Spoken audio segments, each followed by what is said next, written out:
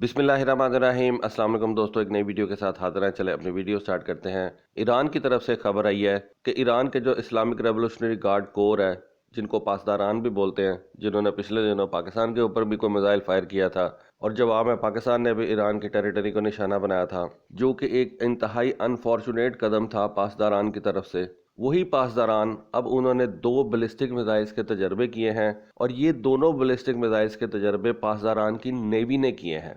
देखिए, ईरान की जितनी भी ये मिसाइल फोर्स है ना, ये ज़्यादातर पासदारान के अंडर आती है, यानी कि आईआरजीसी के अंडर आती है। और ये जो 2 मिसाइल टेस्ट किए गए हैं, इनकी ख़ास बात यह है कि इनको स्टैंडर्ड शिपिंग कंटेनर के अंदर रख के एक शिप के ऊपर से, या आप कह लें कि क्रूज़र के ऊपर से फायर करवाया गया।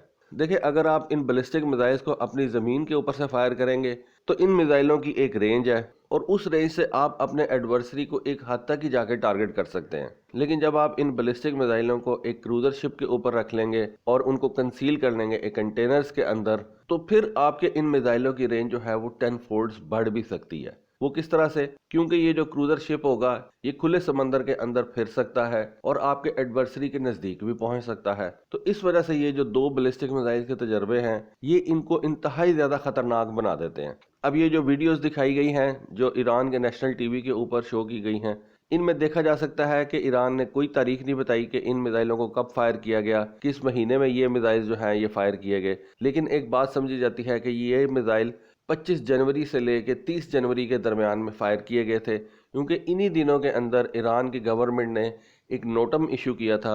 नोटम आपको पता है कि एक नोटिफिकेशन होता है कि जिसमें उस एरिया से गुजरने वाले शिप्स और उस एरिया में एयर स्पेस में गुजरने वाले कमर्शियल प्लेन्स को ये इंतबाह कर दिया जाता है कि यहाँ पे कोई मिलिट्री एक्टिविटी नहीं है और इस दिन से लेके इस दिन तक आप ना इस समंदरी इलाके से गुजर सकते हैं और ना ही आप इस एरिया के ऊपर से एयर स्पेस में से गुजर सकते हैं। तो ये एक नोटम ईरान की गवर्नमेंट ने 25 जनवरी को इशू किया था और ख्याल ये किया जाता है कि ये दोनों बैलिस्टिक मिसाइल्स के टेस्ट 25 जनवरी के बाद कंडक्ट किए गए हैं। फिर जैसा कि मैंने बताया कि ये बैलिस्टिक मिसाइल्स कंटेनर्स के अंदर मौजूद थे।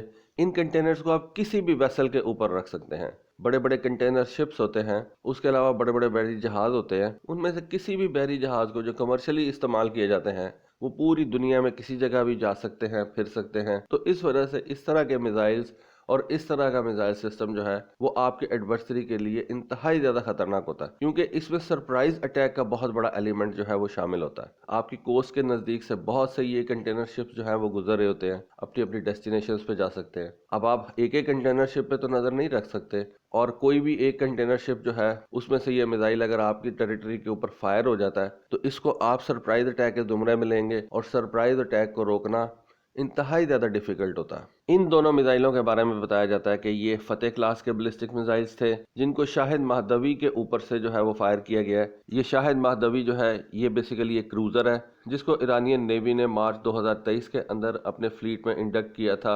इन दोनों मिसाइलों का जो टारगेट था वो ईरान के अंदर एक डेजर्ट में रखा गया था और बताया जाता है कि इन दोनों मिसाइलों ने अपने टारगेट्स को सक्सेसफुली हिट किया। इन दोनों मिसाइलों को एक ही क्रूज़र के ऊपर 2 मुख्तलिफ कंटेनर्स के अंदर रखा गया था। एक वाइट कलर का कंटेनर था और एक रेड कलर का कंटेनर था, और दोनों बैलिस्टिक मिसाइल्स की लॉन्च को मुख्तलिफ एंगल्स के ऊपर रखे हुए कैमरों के अंदर जो है वो उन्होंने कैप्चर कर लिया। इन दोनों मिसाइलों को चाबहार पोर्ट के नज़दीक से जो है वो फायर किया गया है, और इन दोनों मिसाइलों का, जैसे कि मैंने आपको बताया, कि टारगेट पॉइंट जो है वो डेजर्ट के अंदर एक जगह थी। अब ये जो ईरान के फतेह क्लास के इस वक्त बैलिस्टिक मिसाइल्स हैं, इनके अंदर मुख्तलिफ किस्म की रेंजेस हैं। एक मिसाइल है जिसकी रेंज तकरीबन 1700 किलोमीटर है, एक मिसाइल है जिसकी रेंज तकरीबन 1450 किलोमीटर है। ईरान इस वक्त बहुत से मुख्तलिफ बैलिस्टिक मिसाइल इस्तेमाल कर रहा है। कुछ ईरान के पास शॉर्ट रेंज वाले बैलिस्टिक मिसाइल हैं, कुछ ईरान के पास मीडियम रेंज के बैलिस्टिक मिसाइल हैं जिनकी रेंज 750 किलोमीटर भी है, 1000 किलोमीटर भी है। शॉर्ट रेंज बैलिस्टिक मिसाइल्स के अंदर 200 से 300 किलोमीटर की रेंज वाले बैलिस्टिक मिसाइल्स भी मौजूद हैं,